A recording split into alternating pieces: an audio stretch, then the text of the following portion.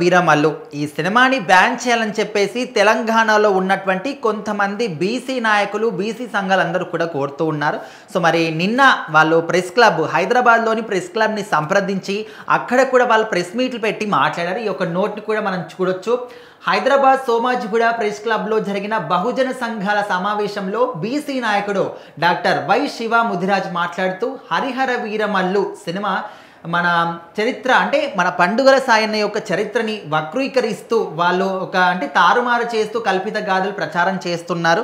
So ఈ సినిమాని ఖచ్చితంగా మేము బ్యాన్ చేస్తాము, ఆపేయాల్సిందే అనే విధంగా వాళ్ళ సభాముఖంగా చెప్పడం జరుగుతుంది. సో మరి ఇందులో ఎంతవరకు నిజం ఉంది? ఇక్కడ హరిహర వీరమల్లు సినిమాని నిజంగానే పండుగల సాయన్న యొక్క జీవిత చరిత్రని ఆధారంగా చేసుకొని తీశారా అంటే ఖచ్చితమైన ఆధారాలు కూడా లేవు.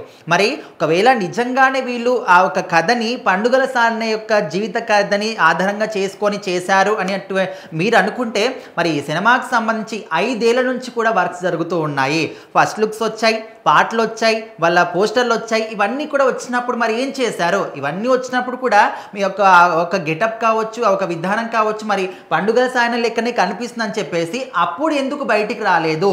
ఇప్పుడు ఒక ట్రైలర్ వచ్చిన తర్వాత, ట్రైలర్ కొన్ని రికార్డ్స్ తిరగరాసిన తర్వాత, ఇప్పుడు ట్రైలర్ మంచి ఆదరణ పొందుతుంది కాబట్టి ఇప్పుడు వచ్చి ఎందుకు మాట్లాడుతున్నారు అంటే ఆల్మోస్ట్ చాలా మంది కూడా ఈ సినిమాకి వస్తున్నటువంటి హైప్ కావచ్చు, మంచి పాజిటివ్ టాక్ వచ్చింది కాబట్టి దీన్ని తొక్కడానికి, దీన్ని కూడా కట్ చేయడానికి ఈ విధంగా కొంతమంది ట్రై చేస్తున్నారని కూడా చాలా మంది అంటూ ఉన్నారు.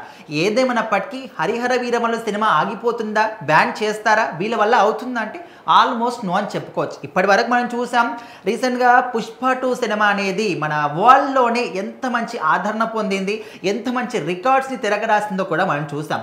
మరి ఆ సినిమా విషయంలో కూడా పార్ట్ 1 వచ్చిన తర్వాత ఈ సినిమాని ఇంకా బ్యాన్ చేయాలి, పార్ట్ 2ని బ్యాన్ చేయాలి, అదొక స్మగ్లర్ కదా, ఇట్లా రకరకాలుగా అన్నారు. అయినప్పటికీ కూడా ఎంతమంది ఎన్ని రకాలుగా అనుకున్నా సినిమా వచ్చింది, all time records, industry hit కూడా సంపాదించింది. సో ఖచ్చితంగా ఈ విషయంలో కూడా, ఈ సినిమా విషయంలో కూడా నిజంగా మీరు అంటున్నట్టు ఇదొక పండుగల సాయన్న యొక్క జీవిత చరిత్ర ఆధారంగానే అయ్యి ఉంటే ఏదో ఒక చోట వాళ్ళే డెఫినెట్లీ మెన్షన్ చేసేవాళ్ళు.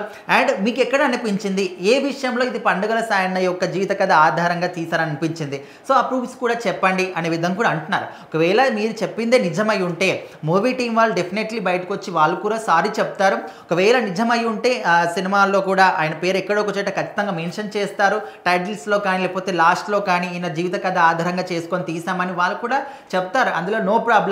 బట్ ఈ విధంగా ఎలాంటి ఆధారాలు లేకుండా వాళ్ళు ఇది మా పండుగల సాయన్న యొక్క జీవిత చరిత్రని వాళ్ళు వక్రీకరించారని చెప్పేసి మాట్లాడడం కూడా కరెక్ట్ కాదు.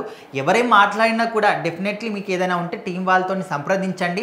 వాళ్ళు నిజంగానే ఈ కథ ఆధారంగా చేసుకుంటే వాళ్ళు కూడా చెప్తారు. మరి ఈ విషయం ఇంకా ఎంతవరకు వెళ్తుంది? ఒకవేళ ఇప్పుడు కూడా మళ్ళీ పోస్ట్పోన్ అయితే ఆల్మోస్ట్ అందరూ కూడా ఫిక్స్ అయిపోయారు జూలై 24కి Harihara Veeramallu cinema definitely world వైడ్గా పాన్ ఇండియా రేంజ్లో సినిమా రిలీజ్ అవుతుందని కూడా అందరూ అనుకుంటున్నారు. మరి ఒకవేళ ఈసారి కూడా ఈ యొక్క రీజన్ వల్ల పోస్ట్పోన్ అవుతే 13వసారి కూడా పోస్ట్పోన్ అయిందని ఒక పేరు కూడా ఖచ్చితంగా వస్తుంది. మరి ఈ పరీక్షని పవన్ కళ్యాణ్ గారు ఏ విధంగా అధిగమిస్తారో చూడాలి.